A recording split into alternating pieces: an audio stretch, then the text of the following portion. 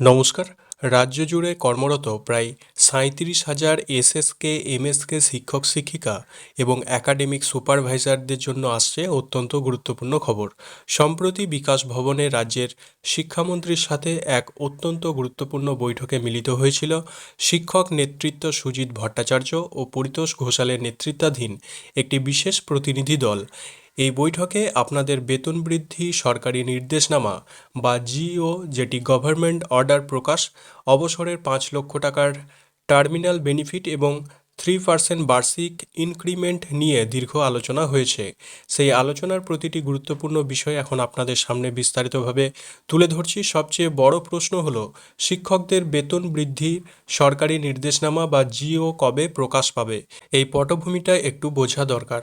Budget ঘোষণার সময় আপনারা দেখেছিলেন স্থায়ী শিক্ষকদের বেতন বৃদ্ধির কথা থাকলেও এসএসকে এবং এমএসকে শিক্ষক শিক্ষিকাদের বিষয়টিতে একটি কিন্তু অস্পষ্টতা তৈরি হয়েছিল। ফলে শিক্ষক মহলে চরম হতাশার সৃষ্টি হয়, কারণ বিদ্যালয়ের রন্ধনকর্মী, আইসিডিএস কর্মী থেকে শুরু করে আশা কর্মীদের সাম্মানিক বৃদ্ধি পেলেও এসএসকে ও এমএসকে শিক্ষক শিক্ষিকারা সেই তালিকা থেকে বাদ পড়েছেন বলে মনে করা হচ্ছিল।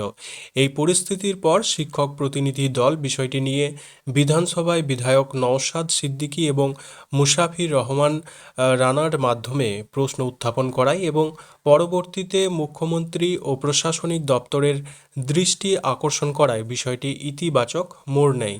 অর্থ দপ্তরের স্ল্যাব অনুযায়ী আপনাদের বেতন বা সাম্মানিক ৫,০০০ টাকা বৃদ্ধির বিষয়টি পুরোপুরি নিশ্চিত হয়েছে। এখন মূল প্রশ্ন, জিও কবে আসবে?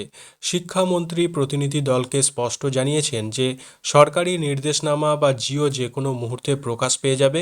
এটি প্রকাশে কিছুটা সময় লাগলেও দুশ্চিন্তার কোনো কারণ নেই। চলতি মাসের বেতনের সাথে এই বর্ধিত টাকা একবারে নাও পাওয়া যায়, তবে পরবর্তী মাসের বেতনের সাথে বকেয়া এরিয়ার হিসাবে প্রতি শিক্ষক শিক্ষিকা বর্ধিত ৫,০০০ টাকা অবশ্যই পেয়ে যাবেন। দ্বিতীয় গুরুত্বপূর্ণ বিষয় হল অবসরপ্রাপ্ত শিক্ষকদের ৫ লক্ষ টাকার টার্মিনাল বেনিফিট সমস্যা। ২০২৪ সালের সেপ্টেম্বর মাস পর্যন্ত অবসর গ্রহণ করা শিক্ষকরা এই ৫ লক্ষ টাকার এককালীন সুবিধা পেলেও অক্টোবর ২০২৪ থেকে শুরু করে গত প্রায় ২ বছর অবসরপ্রাপ্ত শিক্ষকরা এই টাকা থেকে বঞ্চিত রয়েছেন। যেহেতু এই চাকরিতে কোনো পেনশন বা ইপিএফের সুবিধা নেই, তাই ৬৫ বছর বয়সে অবসর নেওয়ার পর শিক্ষকদের খালি হাতেই বাড়ি ফিরতে হয়। চিকিৎসার খরচ এবং জীবনের এই বয়সের সহায়তার জন্য এই টাকা অত্যন্ত জরুরি।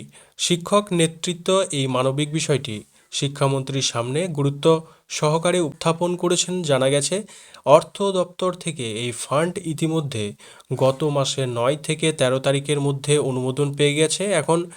এখন কেবল বিকাশ ভবনের নিজস্ব প্রক্রিয়াকরণ শেষ হলেই সরাসরি অবসরপ্রাপ্ত শিক্ষকদের ব্যাংক অ্যাকাউন্টে এই ৫ লক্ষ টাকা পৌঁছে দেওয়া হবে। তৃতীয় বিষয়টি হলো একাডেমিক সুপারভাইজার এবং মুখ্য সহায়িকাদের বকেয়া দাবি।